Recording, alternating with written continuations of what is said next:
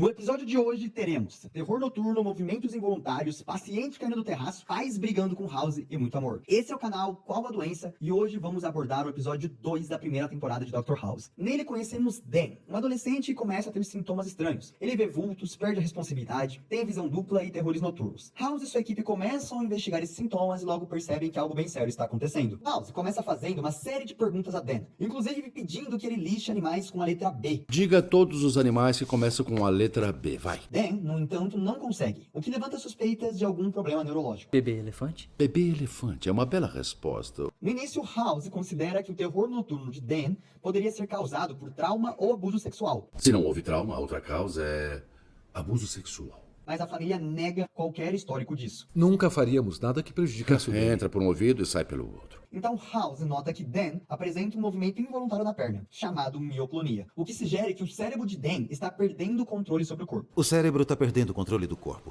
Mas espera lá, o que é mioclonia? Mioclonia é uma reação clínica caracterizada por movimentos involuntários rápidos, como pequenos espasmos ou soluços musculares. Esses movimentos podem ser provocados por uma variedade de causas e são frequentemente associados a problemas neurológicos como epilepsia ou até lesões cerebrais. A equipe começa a levantar diagnósticos diferenciais, descartando uma infecção já que não apresenta febre nem um aumento de glóbulos brancos. House então sugere uma polissonografia, que é um exame do sono, e também uma ressonância magnética, onde eles identificam um bloqueio no cérebro. Em paralelo, observam que Dan e seu pai têm cores diferentes nos olhos, o que levanta a suspeita de que talvez o pai não seja seu pai biológico. Mais tarde, os exames do líquido cerebroespinhal de Dan revelam bandas oligoclonais e um aumento de imunoglobulina G, sinais que levam a equipe a pensar em esclerose múltipla. Bandas oligoclonais e aumento de imunoglobulina G O intratecal. que significa esclerose múltipla.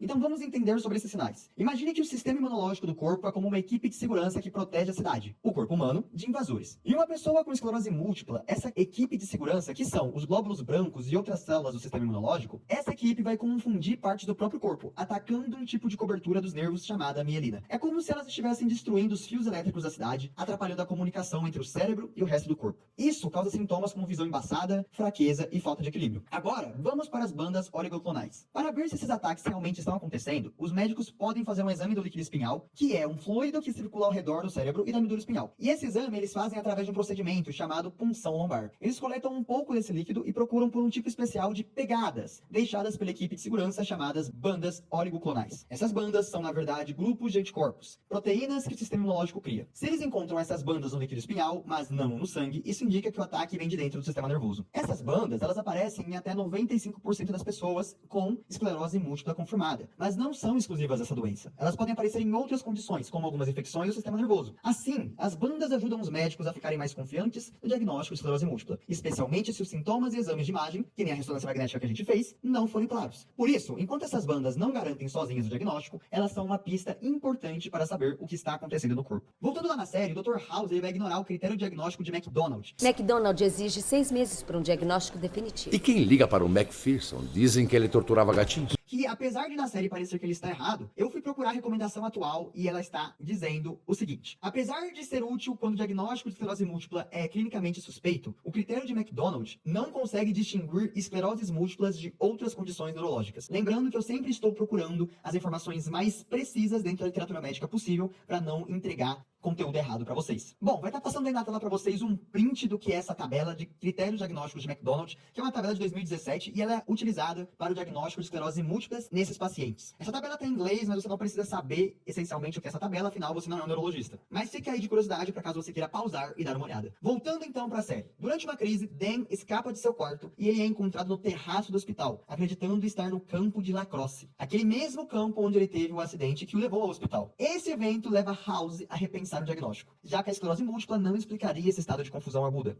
Ele estava num estado de confusão aguda, o que não bate com uma doença semelhante como a esclerose. Então House e sua equipe passam a considerar uma possibilidade de neurosífilis. Mas espera lá, o que é a neurosífilis? Para entender a neurosífilis, imagine que há uma bactéria chamada Treponema pallidum que pode infectar o sistema nervoso central, que é o comando do corpo, que é lá onde fica o cérebro e a medula espinhal. Então quando essa bactéria ela chega ao sistema nervoso central, chamamos isso de neurosífilis. Ela pode aparecer em qualquer fase depois que alguém pega sífilis, que é a infecção original. Então os médicos eles tentam administrar a penicilina diretamente no líquido cefalorraquidiano de Dan. Apliquem através de uma injeção lombar. Contudo, isso não resolve o problema, e os sintomas de Dan continuam os mesmos. No meio do caminho, eles observam que o resultado para a doença de West Nile deu negativo. Negativo para West Nile. Não é surpresa, poucos mosquitos passam em Nova Jersey em dezembro. Mas espera lá, eu nunca tinha ouvido falar dessa doença. Vamos entendê-la juntos então. O que é essa doença? A doença de West Nile é uma infecção causada pelo vírus do Nilo Ocidental, que é transmitido principalmente pela picada de mosquitos. Esse vírus pode afetar o sistema nervoso e causar doenças graves, como meningite e encefalite. Meningite é uma infecção nas membranas que envolvem o cérebro e a medula espinhal. E isso pode causar febre, dor de cabeça e até sensibilidade à luz. O próximo sintoma que essa doença de West Nile pode causar é encefalite, que é uma inflamação no próprio cérebro, que pode ser leve ou grave. Os sintomas incluem confusão mental, tremores e até paralisia. Esse tipo de inflamação pode deixar dificuldades para a pessoa pensar ou se mover por muito tempo. Voltando lá na série então, após os testes virais serem feitos, a equipe se vê perdida. Então, Faz o DNA disso. Mãe, pai?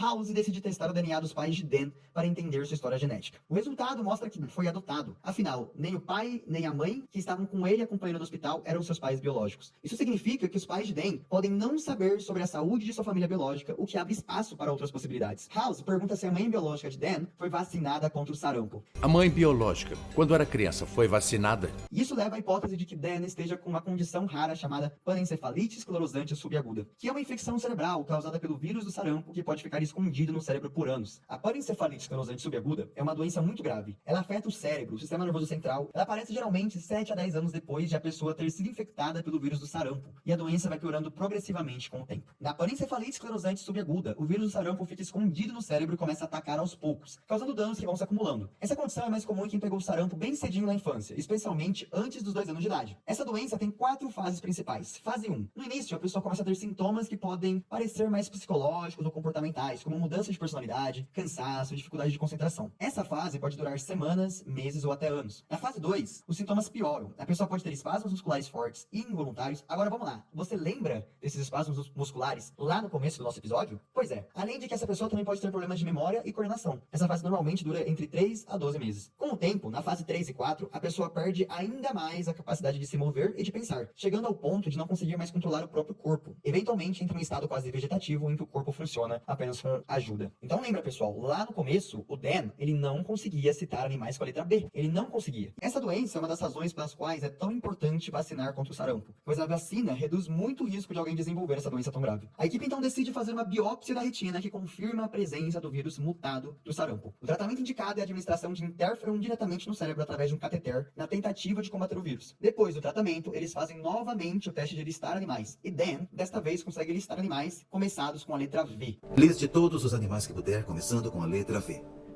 Veado. Vaca. Mostrando então sinais de melhora e confirmando o diagnóstico. Após a melhora, a equipe comemora e também a família de Dan comemora. Pessoal, lembrando que todas as informações sobre doenças, diagnóstico, elas foram retiradas do maior banco de dados de medicina dentro do hospital, que é o UpToDate. Então, essas informações elas estão atualizadas com a informação mais precisa no momento em que eu estou gravando este vídeo. Eu espero conseguir ter ensinado a vocês sobre essa doença mais rara e sobre todas as outras que a gente acabou comentando no decorrer do episódio. E a gente se vê daqui a 10 dias no episódio número 3 da temporada 1 de Dr. House. Até